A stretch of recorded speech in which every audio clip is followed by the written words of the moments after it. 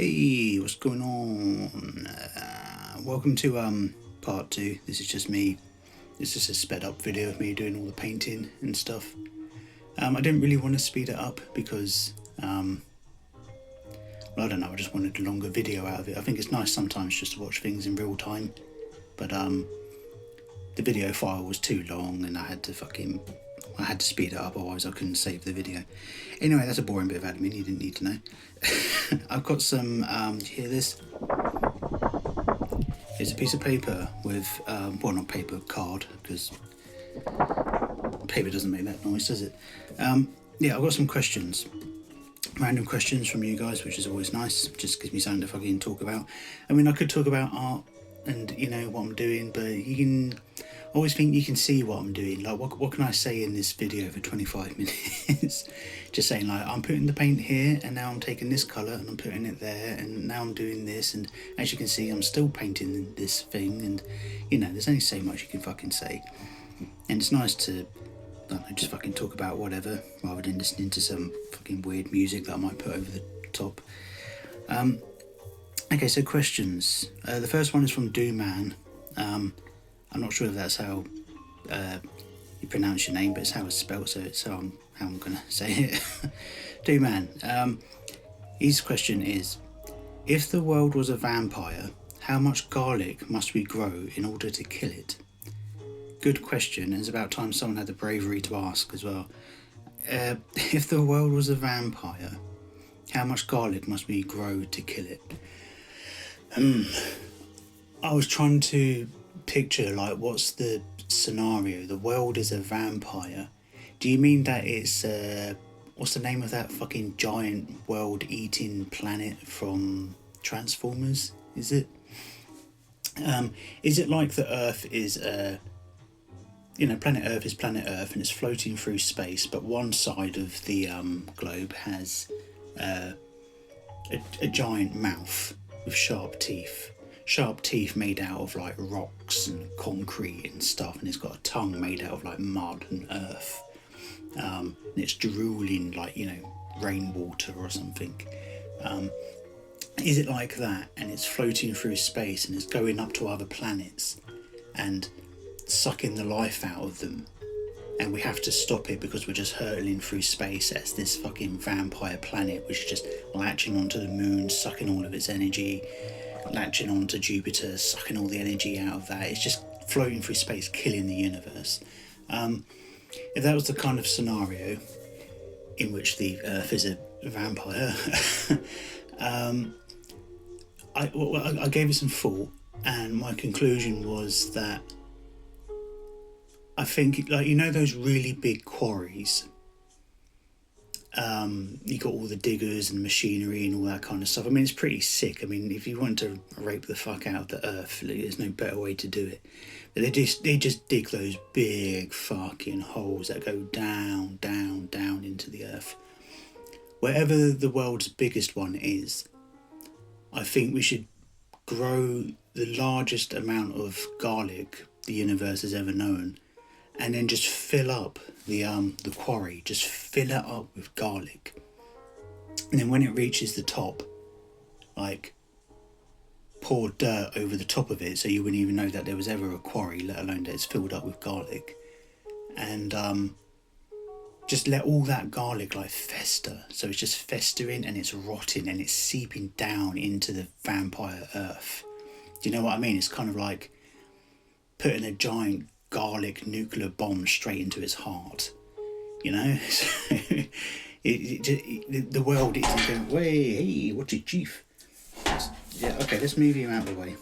Sorry, there's like a garden ornament which is smacking into something. I'm sitting in a room different to usual because, not being horrible, it's not my neighbour's fault or anything, but she's got dogs and they're very loud, and the walls of these houses are just fucking, these old houses built in the 70s or whatever.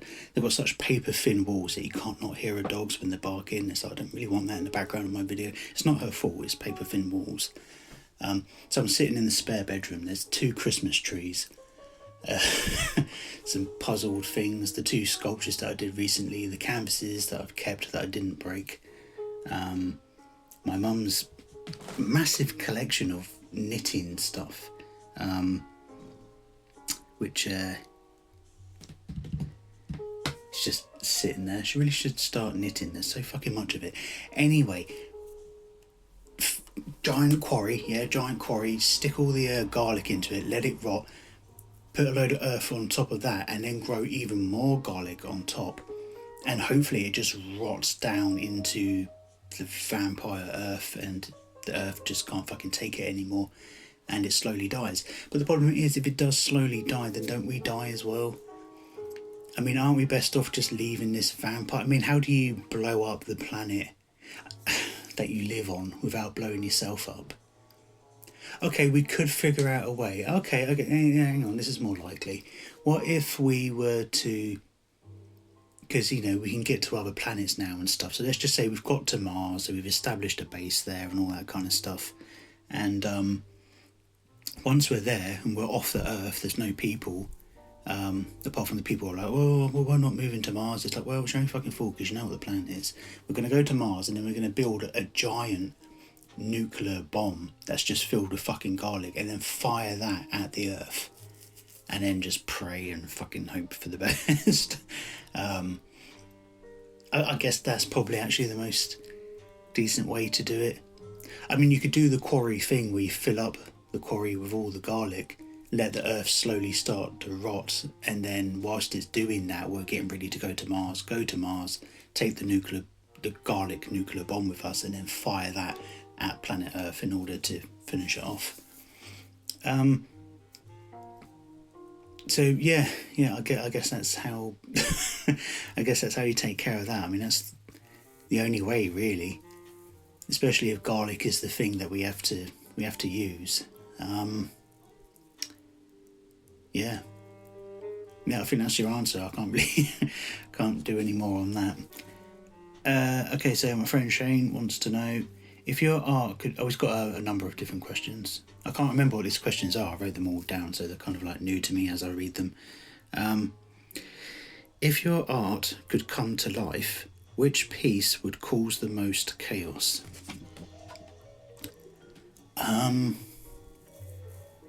Immediately I'm thinking, I've done a few pictures in the past featuring like spunking cocks and fucking, you know, just all jizzy looking alien monsters, or some kind of mutant with fucking cocks and shit and spunk and pus. Like, if one of them came to life and it's just dripping spunk everywhere, like, what if things started getting like pregnant? What if it went around getting random things pregnant? Like this big...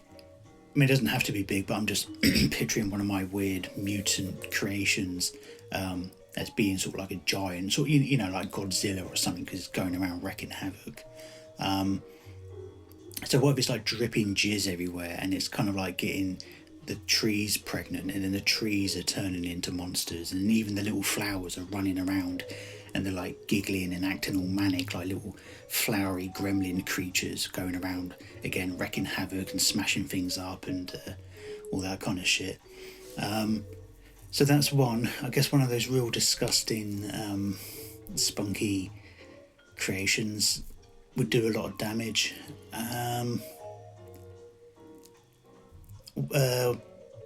What else? I don't know, it's hard to picture my drawings as wrecking havoc. I mean, I could sure as hell draw something that would wreck havoc. What about a giant buzzsaw with the legs of an Olympic runner? You know, a giant chainsaw with the legs of an Olympic runner, and it's the size of Godzilla, and it's just running around the world, chopping things up.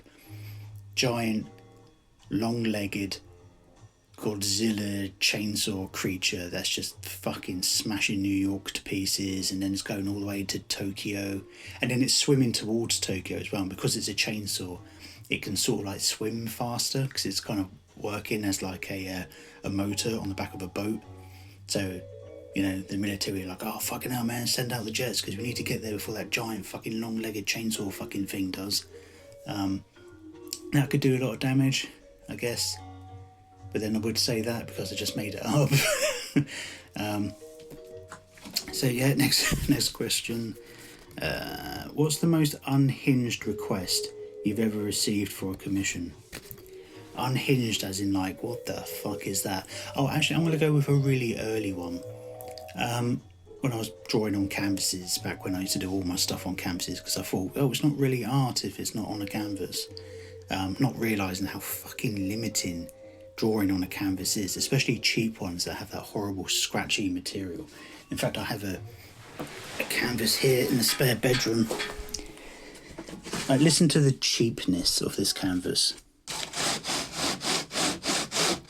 That is a motherfucker to draw on, unless you put loads of paint on top. And then even when you put the paint on top, it's not a given that when you come to do the artwork, the line work with the pens and stuff, it just makes it really hard to draw on. I completely forgotten what the question was. What was it? What's your most unhinged request? Yeah. So back when I used to draw on canvases, someone said, can you draw... They told me what they... I think they told me what they liked. They liked abstract stuff. Crude and rude, dirty kind of humour, which I do a lot. And they like Pee Wee Herman and cigarettes. Which is good for me because I draw fucking cigarettes all the time. And I was like, right, okay, so I drew a picture of Pee Wee Herman, and I think he had vaginas or arseholes for eyes. Or his mouth... What was it? I think he had arseholes for eyes and a vagina for a mouth. And his head was square. That was like the abstract part. A square block head, arseholes for eyes, a cummy dripping vagina for a mouth, and then a dick for a hand with a cigarette stuffed in the hole. So that was a pretty unhinged one. I mean, that was a fucking weird request. If you followed me for a while, you've probably seen that one somewhere down the line, I would imagine. But yeah, square-headed Pee Wee Herman with a fucking sexual organ face, smoking a cigarette. That was pretty mental. What else we got? Third question from Shane, and it says, what's the most disturbing or worst compliment you've ever received about your work? What's the most disturbing or worst compliment you've ever received about your work? I can't hide this burp, I have to burp. Oh, fucking hell. Right, sorry. What's the most disturbing... I had some stuff, again, very early on when I was drawing on canvases all the time. I had a bunch of canvases for sale in a shop. The first day that I ever put them in there, I sold them. I think I made £500 in like one day from someone who came in and bought like 3 paintings. I was like, fucking hell, is it going to be like this all the time? And no, it wasn't. It never really has been ever since. Just got very, very lucky. But yeah, but when they were in the shop, I was just standing outside the store, just looking like, oh my God, I can't believe my stuff's in the window. And a mum and her daughter walked past, and the little girl said something like, oh, I don't like those paintings, they're really ugly. And the mum said, well, don't look if they're scaring you. And then they just carried on walking, you know, which I thought was kind of funny. The pictures in the window, one of them was a picture of Pinocchio when he turns into a donkey, but I'd done it in a sort of Francis Bacon kind of way. It wasn't very good. This is real early stuff, very school art project kind of looking work. One of them was a clown with a melting face. What was the other one? Another one was like an alien creature that had 3 mouths, 2 mouths for eyes. What else was in that shop? Oh, and a cartoon rabbit holding a gun, which was quite cool. I mean, it was cool for back then, but when there's a reason that I smashed up these canvases. There's a video somewhere on my YouTube, if you want to watch that, if you're interested. Yeah, when I smashed up all the old canvases, because they just looked so fucking dated that I didn't want to sell them. Just didn't want to sell them, you know what I mean? Like, you could see where I'd used paint, and then because I don't really know what I'm doing, I then used like Sharpie pens to do some of like the shading, and it looked all right when it was first done, but then as the years went by, it all just started to fade because it's poor quality materials, and The ones that were worth saving were, I thought, oh yeah, no, that's still okay. I saved those, so it wasn't all doom and gloom. Most of those canvas pieces were on my friend Shane, who's asking these questions. They were all hanging up in his apartment, in his flat. Pretty much had his house pretty much turned into my own personal gallery, and everyone would always come over and go, "Where the fuck do you get all these drawings from?" It's like that guy sat there. Oh, that's all three of his questions. So, okay, Bunny, you've got questions. Let's go with, if you could travel anywhere in the world, where would it be and why? I would travel to... The thing is, like, I've never been massively into travelling. I don't really want to... Like, this is like a... You know, if you could see one of the wonders of the world or whatever, which one would you go see? But, like, I wouldn't really go... Like, you know, it would be really cool to see the pyramids and all that kind of stuff, but then... Like, I don't care that much. Like, if I had a free pass just to go anywhere, if you could travel anywhere in the world, I mean, well, okay, if I had £1 billion and I had my own private jet, then yeah, I guess I'd fly around everywhere and see everything, because why wouldn't I? But if this was like a one-time thing, which I'm kind of thinking it is, just like a little one-time thing, and I could, you know what, I'd go to H.R. Geiger's museum in where was he from? Sweden, Switzerland, Finland? I can't remember. But I'd love to go to his art gallery. That'd be fucking awesome. And even though Salvador Dali was a bit of a fucking twat, I wouldn't mind seeing his museum as well. I never really get to go to art museums. I've never known anybody that's ever been interested in going to a museum with me. An art gallery. Did I say art gallery or museum? Well, fucking both, to be honest. I like both. But yeah, like art galleries and museums and shit. I've never, unfortunately, I've never had a friend that said like, oh yeah, I'll go do that with you. I'm like, okay. I guess I'll just never go to art galleries because I'm not going to go on my own. And I don't drive, so I can't really take myself unless I get the bus and all that kind of shit. But yeah, so I don't really get to see stuff like that. So I'd definitely take the chance to go to H.R. Geiger's museum. That'd be fucking wicked. If you've never seen what the bar looks like there's like a bar stroke restaurant sort of thing. You've got to look it up. You know, it looks like, well, you know, his artwork, so it looks like something from Aliens. It's fucking wicked. It's so fucking cool. You've got to look up the chairs. Did you ever see the chair that he made? It's got like 3 skulls on top. And then, I can't describe it, it's H.R. Geiger. It looks like something H.R. Geiger would.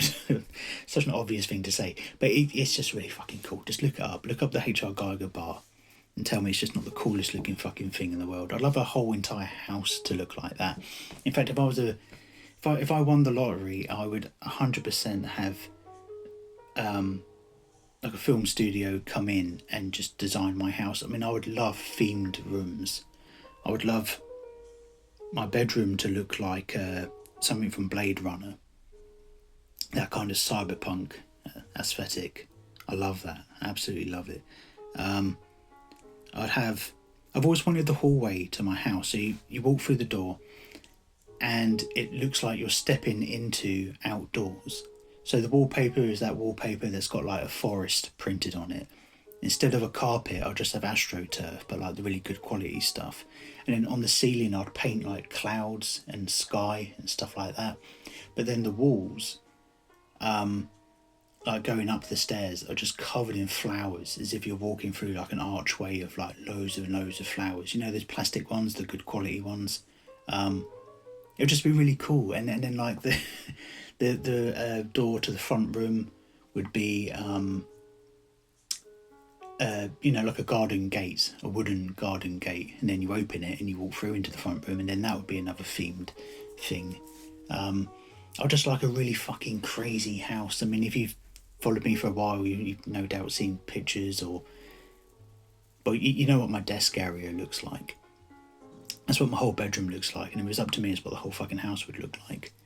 I mean, don't you just like that? Don't you like that really chaotic, messy, what the fuck am I looking at kind of thing? I mean, I'd like a house that looks like the house from Steptoe and Son, which is an obscure reference for anyone outside the fucking UK, or even anyone inside the UK, to be honest, especially the age bracket of people that follow me. But yeah, so that would be cool. Okay, next question from Bunny was current favourite songs. At the moment, my new favourite song I keep listening to on repeat, especially when I'm out walking, trying to do my exercise and shit. Busta Rhymes did a new one quite recently called Unleash Me, and that's just really good. I love the beat, I love the lyrics, I love the energy of it. It's just really fucking good. And who doesn't like Busta Rhymes? Busta Rhymes is fucking brilliant. My favourite song ever, just a random bit of trivia for whoever gives a fuck, is Urban Spaceman by Bonzo Dog Doodah Band. They were very weird. They were kind of like, I don't know, the Monty Python of the music world, which is a lazy way of describing them, but they were kind of like the Monty Python of the music world, in the 1960s and stuff. Anyway, they did a song called Urban Spaceman. I just love it. I just fucking love it lyrically. It's just really good. It's one of my dad's old favourite songs. Other favourite songs? What's that one called? Hey baby, how you doing? I just called it. Oh, what the fuck is it called? I'm never going to remember. I've been listening to one. It's kind of like, it sounds like some kind of like sci-fi funk, sort of, but it's very, I don't know what the words are. I'm also very aware that I'm running out of time now. The video's almost over, but, I can't remember what it's called. So there's no point talking about it. It's about a woman ringing up her husband who's in space. He's like a space commander, and she's trying to get through to him on the phone, but there's been an accident in space. But it's like a really cool kind of slightly psychedelic sci-fi funk thing. It's just good. What's Marble up to? What is Marble up to? She's being fat. She's getting fed twice when I feed her, because I bought these food pouches that are too small, and I just feel sorry for her because she is fat and greedy and she should go on a diet. But after I feed her one, she still just stands there. Like, she doesn't usually do that, because she the amount that you get in the pouch is usually a decent amount. But these ones, they're like, very fine selection, like, a very small amount for a very posh, well-fed cat. And Marble is not a posh cat. I mean, she's fucking well fed, but she's not posh. So she just wolfs it down, and then she sits there like, where's the rest of the sachet? I'm like, yeah, okay, fair play.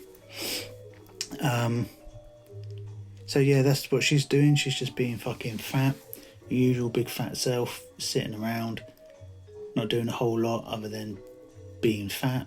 She's very much shaped like a rugby ball. She's very much or an American football, on 4 legs, and I fucking love her for it. I love her shape. She's this short, fat, stubby little Bengal tiger thing, and she's an American short hair is the breed. She's just very stubby. She hasn't got long legs, she hasn't got a long tail, she hasn't got a particularly like defined looking facial features. She's not a Persian cat like one of those flat-faced ones, but she's so gorgeous and harmless. You've never met a more harmless fucking animal. She's just a teddy bear. It's like a teddy bear of a cat, a stuffed toy cat came to fucking life. Bless her.